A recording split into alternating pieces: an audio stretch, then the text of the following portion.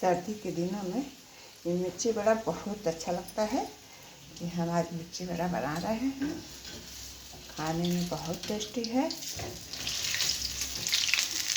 मेरे को कढ़ाई में है और साथ में मैं बना रही हूँ कड़ी।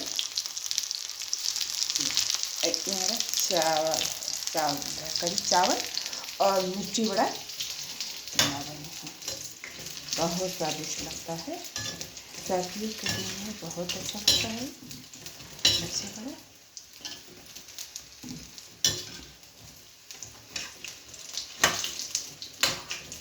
आप देखिए और बनाइए। ऐसे घोल बनाए हैं, इसमें पतली मिर्ची भी डाले हैं क्योंकि ये भी बहुत अच्छा लगता है। पतली मिर्ची भी टेस्टी आता है।